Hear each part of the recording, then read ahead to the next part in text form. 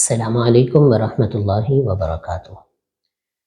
आज हम future trades के हवाले से कुछ गुफ्तगू करते हैं। क्रिप्टो करेंसी की फ्यूचर ट्रेड क्या होती है, इसमें क्या होता है और ये क्यों नाजायज़ है, इस बारे में हम कुछ गुफ्तगू करते हैं। लेकिन उससे पहले इस फील्ड के हवाले से मैं कुछ अपना इंट्रोडक्शन करवा दूँ। ये इंट्रोडक्शन इसलिए है कि जब हम ये मसला बयान करते हैं क्रिप्टो करेंसी की फ्यूचर ट्रेड के हवाले से, तो लोग दो तरह के इश्कालात, सवालात या एतराज़ात करते हैं।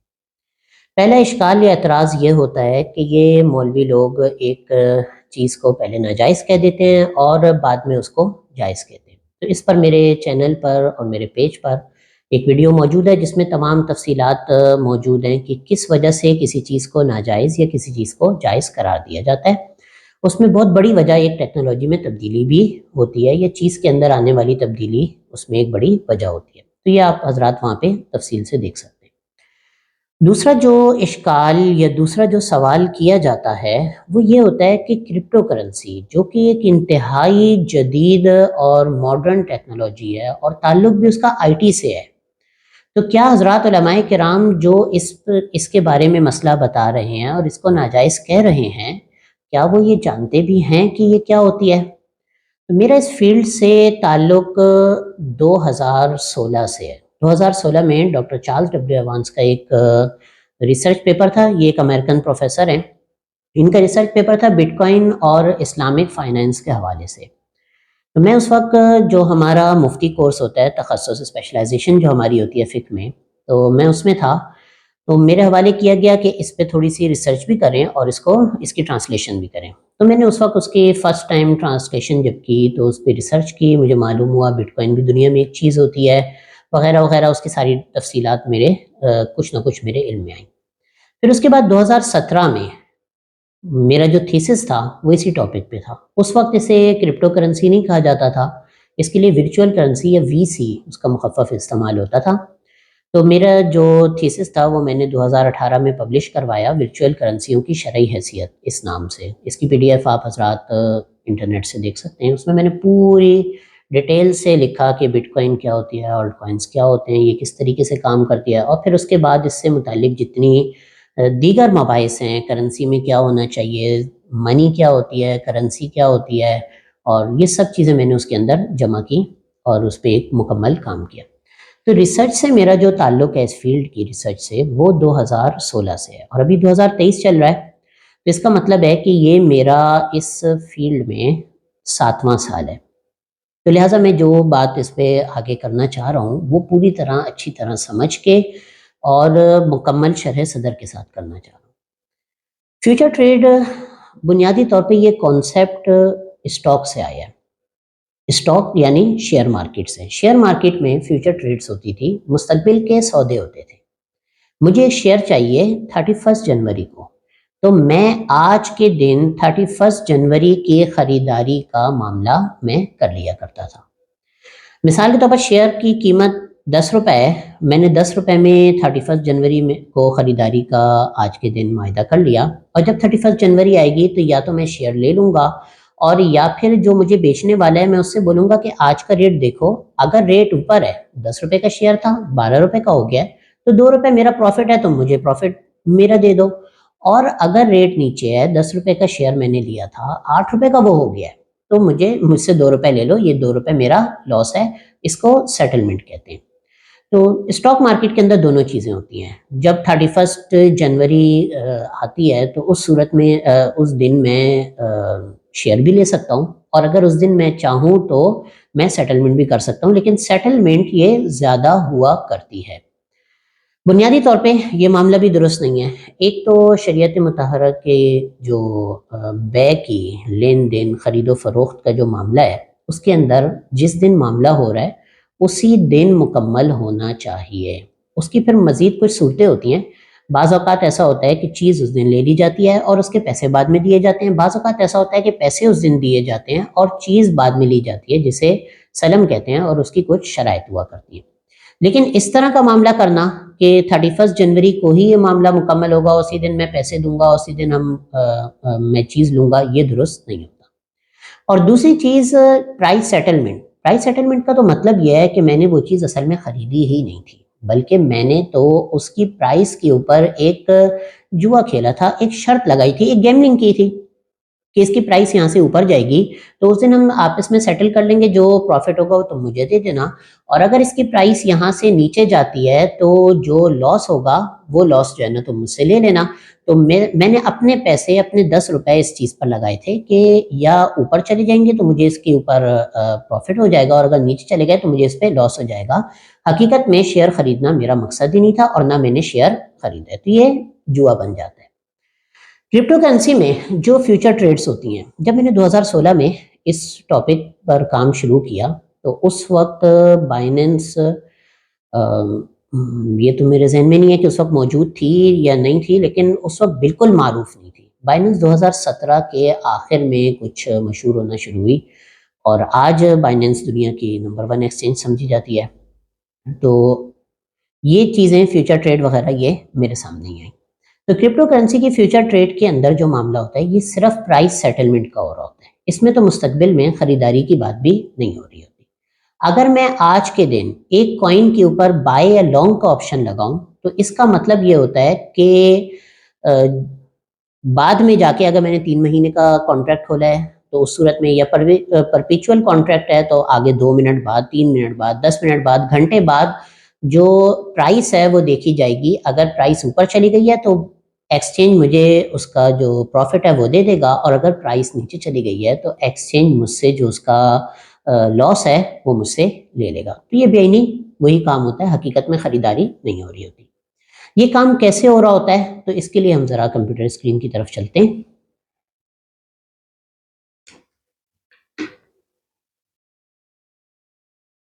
ये मेरे सामने फ्यूचर ट्रेड का एक बाइनेंस की फ्यूचर ट्रेड में टीआरबी यूएसडीटी का जो चार्ट है ये खुला हुआ है। यहाँ पे इसका नाम लिखा हुआ है टीआरबी यूएसडीटी।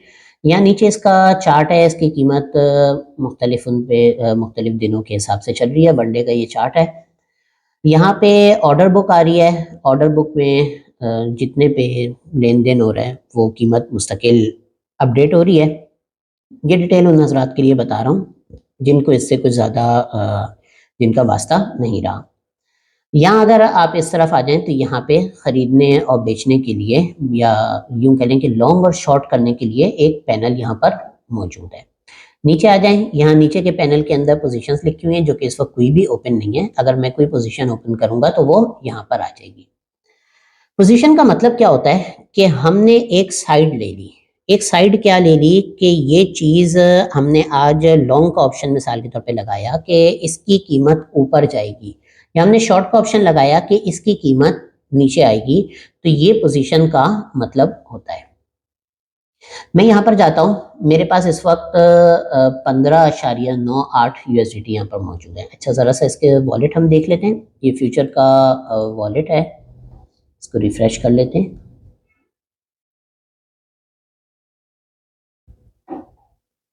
ये फ्यूचर का वॉलेट है, मेरे पास यहाँ पे लिखा हुआ है कि 15.98 यूएसडी के इक्वल मेरे पास मौजूद है। क्या चीज़ मौजूद है? पोजीशन तो कोई भी ओपन नहीं है। एसेट मेरे पास मौजूद है 15.98 यूएसडीटी। सही है, हम लोग यहाँ पर इसकी ट्रेड लगाएंगे। यहाँ पर हम ट्रेड लगाएंगे लास्ट प्राइस के मुताबिक। लास्ट प्राइस इसकी है 13.53। सही है, मैंने यहाँ पे कहा, अच्छा ये मैं क्रॉस लगा रहा हूँ। दो तरह की फ्यूचर ट्रेड्स होती हैं, एक क्रॉस फ्यूचर ट्रेड होती है और दूसरी आइसोलेटेड होती है। आइसोलेटेड का मतलब ये होता है कि अगर प्राइस मुखालिफ सिम्त में गई, नीचे गई प्राइस, या प्राइस ऊपर मैंने नीचे का लगाई थी, पोजीशन लगाई थी, और प्राइस जो है ना वहां से ऊपर चली गई, मुखालिफ सिम्त में चली गई, तो जितने की मैंने ट्रेड लगाई है मेरे उतने पैसों तक का ही नुकसान होगा, उससे आगे नुकसान नहीं होगा। क्रॉस में ये होता है कि अगर मेरे वॉलेट के अंदर, फ्यूचर के वॉलेट के अंदर इसके अलावा भी यूएसडीटी होंगे तो वो भी मेरे लॉस के अंदर कट सकते हैं। तो मैं यहाँ पे क्रॉस की वो ले रहा हूँ, मैं कंफर्म कर लेता हूँ, और 1 बाय की लेवरेज ले रहा हूँ। 1 बाय मैं इसलिए ले रहा हूँ कि बाज दोस्तों का हमारे ये ख्याल होता है कि फ्यूचर ट्रेड्स सिर्फ उसी सूरत में नाजायज़ है जिस वक्त उसके अंदर लेवरेज ली जाए, तो लेवरेज लेने से नाजायज़ हो जाती है। तो ऐसी बात नहीं है, जो चीज़ हम आगे देखने जा रहे हैं वो काम 1 बाय पे भी इसी तरीके से होता है। मैंने इसको कंफर्म कर दिया। लास्ट प्राइस लगाई, लास्ट प्राइस 13.55 हो गई, सही है। मैंने यहाँ पे इसको 50% मैंने इसमें अपना अमाउंट लगाया है। टेक प्रॉफिट मैं लगाता हूँ 13.6 पर और स्टॉप लॉस में लगाता हूँ 13.4 पर, सही है। अब यहाँ से मैं इसको लॉन्ग की पोजीशन इसमें ओपन करने वाला हूँ। इसने कहा ऑर्डर सबमिटेड, ऑर्डर फिल्ड, यहाँ मेरी पोजीशन ओपन हो गई। टीआरबी यूएसडीटी का परपेचुअल कॉन्ट्रैक्ट है। अच्छा, परपेचुअल कॉन्ट्रैक्ट वो होता है जो मुस्तकिल बढ़ोतरी या कमी में नुकसान या प्रॉफिट उसके अंदर हो रहा होता है, उसमें कोई टाइम मुकर्रर नहीं होता। परपेचुअल हम लोग मैथ्स में भी पढ़ते हैं, तो इसका मतलब ये होता है कि एक चीज़ जो मुस्तकिल हो रही हो। साइज लिखा हुआ है कि कितने यूएसडीटी का मैंने ये जो ट्रेड है, पोजीशन जो है, ये कितने की ओपन की है। अगर मैंने यहाँ पे लेवरेज ज़्यादा ली होती, 2 बाय की मैंने लेवरेज ली होती, तो ये यहाँ पे डबल होता, 6.7 के डबल होता, जो मेरा असल अमाउंट है उसके ज़्यादा होता उससे। एंट्री प्राइस लिखी हुई है, मार्क प्राइस यहाँ पर मौजूद है। उसके बाद है लिक्विडेशन प्राइस। लिक्विडेशन क्या होती है कि मिसाल के तौर पर मैंने एक चीज़ की ट्रेड खोली $13 के ऊपर और मैंने ट्रेड खोली लॉन्ग की और उसमें मैंने 10 बाय की लेवरेज ले ली, सही है। मैंने 10 गुना की लेवरेज ले ली। तो 10 गुना के लेवरेज का मतलब ये होगा कि मैंने अगर वो चीज़ उस चीज़ में $13 लगाए थे और उसकी कीमत भी $13 थी, तो टोटल मेरे $130 शुमार होंगे। तो अब अगर उसकी कीमत ऊपर जाती है, $1 भी ऊपर जाती है, तो इसका मतलब यह है कि मुझे $10 का प्रॉफिट होगा। और अगर उसकी कीमत नीचे आती है तो मेरा जो लॉस होगा वो भी उसी हिसाब से 10 बाई के हिसाब से 10 गुना के हिसाब से मेरा लॉस होगा। तो अगर उसकी कीमत इतनी नीचे आई कि जिसमें मेरे 10 गुना के हिसाब से $13 निकल रहे हो, तो मुझे मेरे जो पैसे हैं ये काट लेगा और काटने के बाद मेरी पोजीशन क्लोज कर देगा। तो इसे लिक्विडेशन होना कहते हैं। तो यहाँ पे लिक्विडेशन प्राइस के ऊपर सिर्फ 2 डॉट लगे हुए हैं। 2 डॉट 2 वजह से होते हैं। एक ये कि लिक्विडेशन प्राइस कोई बनती ही नहीं है, और दूसरा ये कि बनती तो है लेकिन इतना नीचे होती है कि अभी बाइनेंस उसको मेजर ही नहीं कर रहा होता। तो लिक्विडेशन प्राइस मेरे उसमें इसलिए नहीं बनती कि मैंने 1 बाय की लेवरेज ली हुई है, और 1 बाय की लेवरेज का मतलब ये होता है कि जब 0 पे जाएगा तभी जाके कहीं लिक्विडेट हो सकता है, उससे पहले नहीं हो सकता। और मेरे जो अकाउंट है, जो मेरा वॉलेट है, वॉलेट के अंदर मजीद भी $9.2 मौजूद है, तो यानी 0 पे जाके भी ये लिक्विडेट नहीं हो सकता। तो इसलिए ये लिक्विडेशन प्राइस यहाँ पर कोई शो नहीं कर रहा।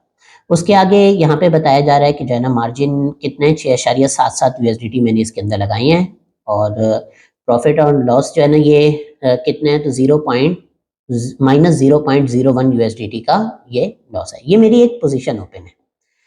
मैं ज़रा यहाँ पे वॉलेट पे जाता हूँ फ्यूचर के, इसको रिफ्रेश करते हैं और यहाँ पे हम देखते हैं।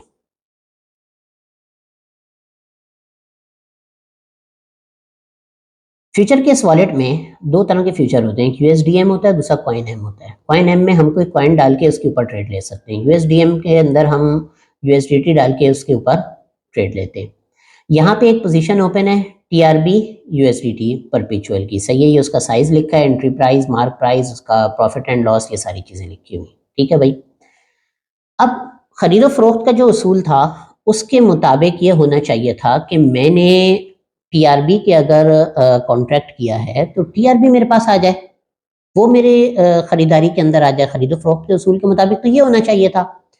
लेकिन यहाँ पे क्या हो रहा है, देखिए मैं अपने एसेट्स के अंदर जाता हूँ और एसेट्स में जाके मैं चेक करता हूँ कि मेरे पास एसेट अभी क्या मौजूद है। तो देखिए मेरे पास एसेट यही बैलेंस जो मौजूद है मेरा, ये यही है 15.98 यूएसडीटी। ये जो बैलेंस है ये मेरा यही अभी मौजूद है। मार्जिन में बैलेंस जो है ना इतना है, और मैक्सिमम विड्रॉ अमाउंट मैं अभी कितना जो है ना यहाँ से निकाल सकता हूँ, कितना पोजीशन के अंदर लगा हुआ है, वगैरह वगैरह, ये सब बता रहा है।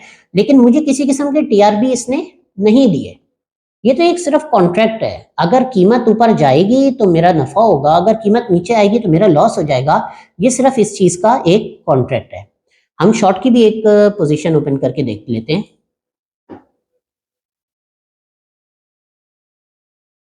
लास्ट प्राइस है 13.55, सही है। साइज जो है ना यहाँ पे 9.2 है, तो मैं इसमें साइज 75% का कर लेता हूँ। 75% का मैंने साइज ले लिया, सही है।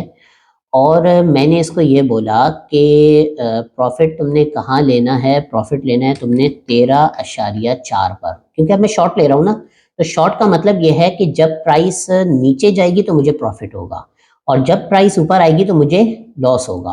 तो मैंने इसको बोला कि 13.65 के ऊपर अगर आ जाए तो मेरा स्टॉप लॉस लगा देना और वरना 13.4 पर मेरा जो प्रॉफिट है वो बुक कर देना। यहाँ पे मैं सेल या शॉर्ट के ऊपर क्लिक करता हूँ।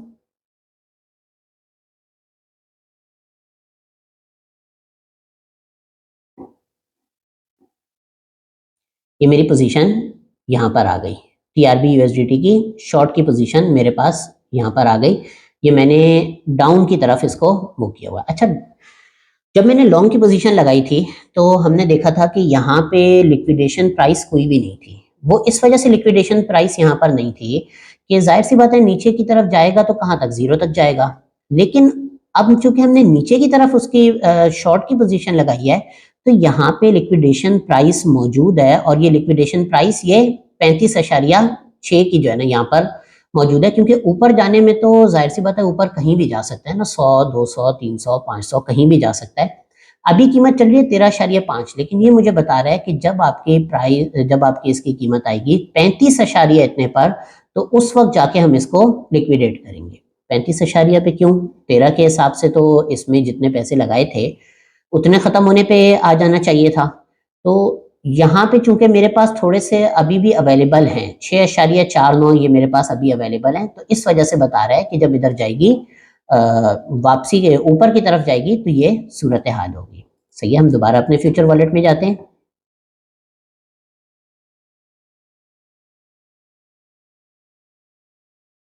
पोजीशन मेरी अब ओपन है, टीआरबी यूएसडीटी परपेचुअल शॉर्ट की, ये जो रेड कलर होता है ये शॉर्ट बता रहा होता है। यहाँ पे अगर लॉन्ग होता तो ये ग्रीन कलर होता।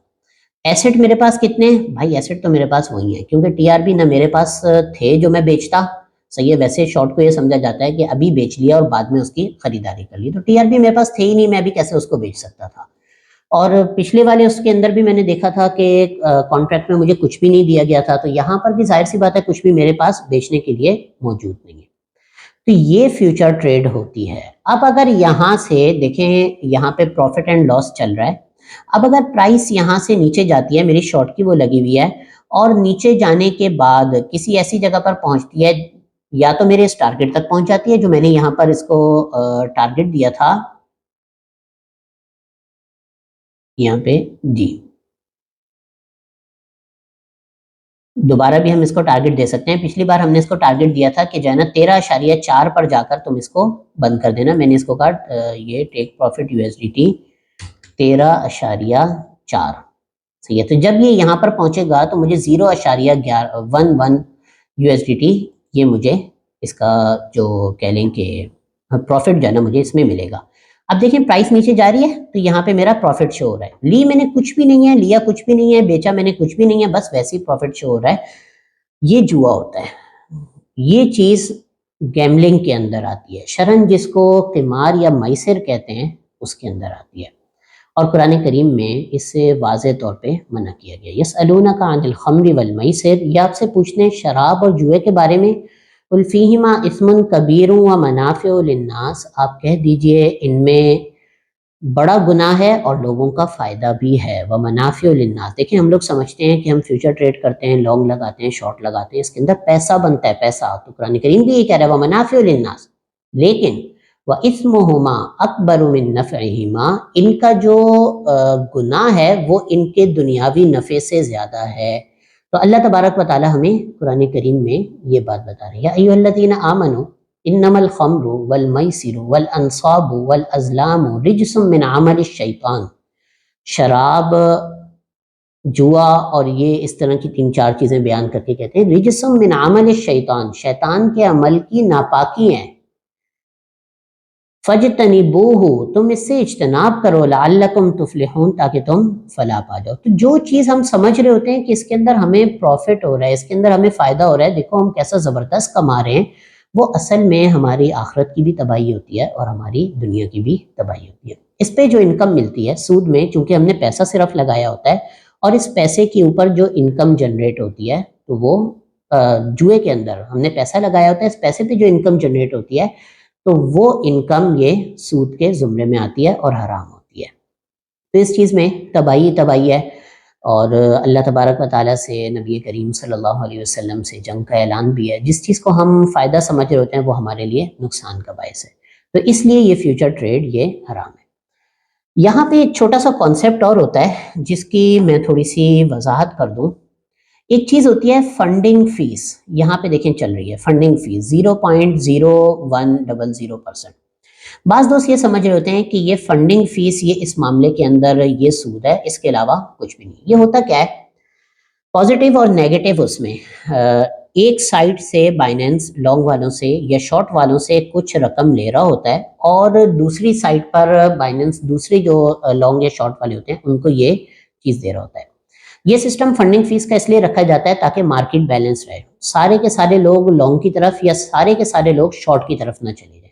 अगर सब लोग शॉर्ट की तरफ जाना शुरू हो जाएँगे, तो चूँकि फंडिंग फीस बढ़ जाएगी और शॉर्ट से पैसे ले लेके वो लॉन्ग में जाना शुरू हो जाएगी, तो इस वजह से बहुत से जो नए आने वाले होंगे, वो फिर लॉन्ग की तरफ आएँगे कि सारी फंडिंग फीस तो इधर जा रही है, तो वहाँ से वो लॉन्ग ओपन करेंगे। तो फंडिंग फीस बेसिकली बाइनेंस अपने पास नहीं रख रहा होता। ये हो या ना हो, दोनों सूरतों में इसके हुक्म में कोई तब्दीली नहीं आती। ये अमल हराम और नाजायज़ है और इसकी इनकम जो है, ये हराम है। उम्मीद करता हूँ कि मैं इसको मुकम्मल तौर पे समझाने में कामयाब हुआ हूँगा। अस्सलामु अलैकुम व रहमतुल्लाहि व बरकातहू।